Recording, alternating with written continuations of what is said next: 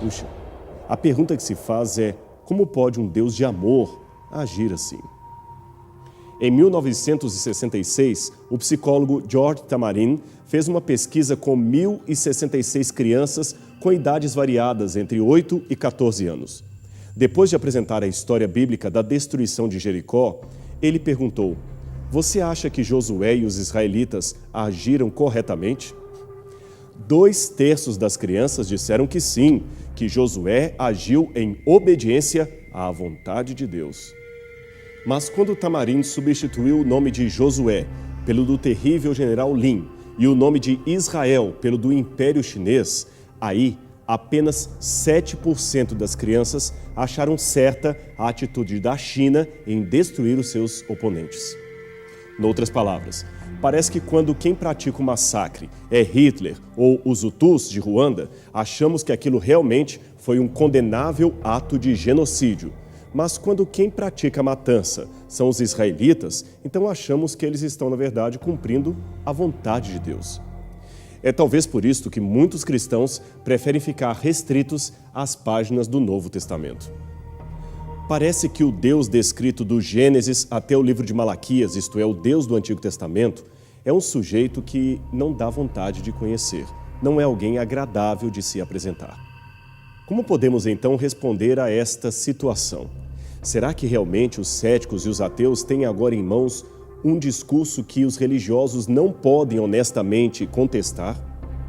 Bem, nós vamos tentar responder esta problemática no programa de hoje, mas sem discursos apaixonados ou tentativas de evasiva e negação. Os textos bíblicos estão aí e o seu problema precisa ser encarado de frente.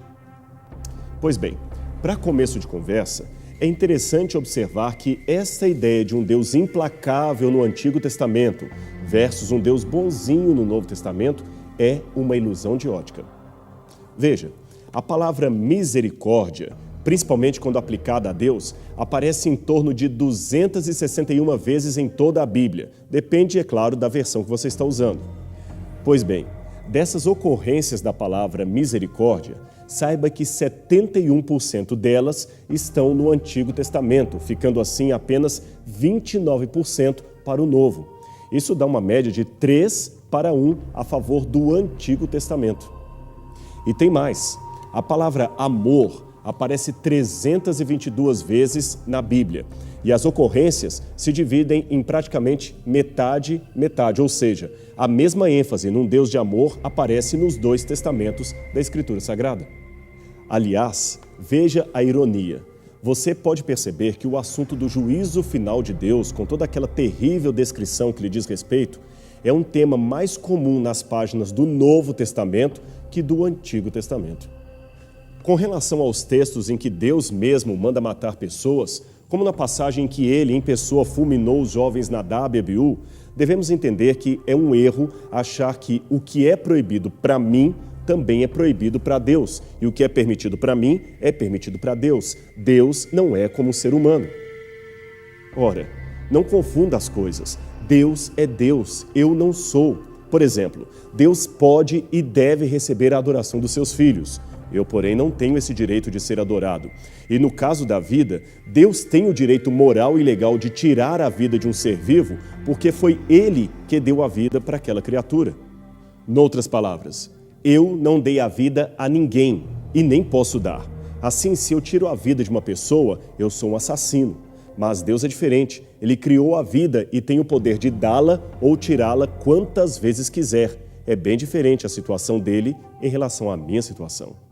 Fazendo uma comparação, se eu destruísse o retrato da Mona Lisa, cometeria um crime contra a história das artes. Mas se Da Vinci estivesse vivo e destruísse o mesmo quadro, não teria problema algum, ele pode pintar outro. E neste caso, ambas as pinturas continuarão sendo originais, afinal de contas, são pinturas legítimas de Leonardo da Vinci. Mas tudo bem, no que diz respeito a Deus, é até fácil ponderar que na sua onipotência ele pode fazer o que bem entender, pois o mundo, afinal de contas, é dele. Mas e quando israelitas mataram em seu nome? Em primeiro lugar, vamos entender a cultura do Antigo Oriente Médio, e isto é importante porque a Bíblia Sagrada foi primeiramente dada a eles, produzida em sua cultura, língua e costumes. Foram eles, e não nós, que testemunharam as coisas que nós hoje nos limitamos a ler e estudar.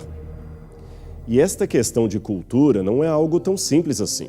Veja, pessoas geralmente leigas em antropologia e etnologia tendem a julgar a cultura alheia pelos seus próprios códigos de valores. E isto às vezes dá certo, às vezes não.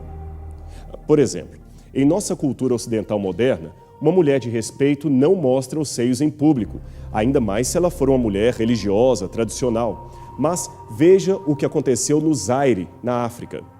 Estes que você vê em seu vídeo são os felizes membros de uma tribo milenar conhecida como Ngbakas, e muitos hoje são fiéis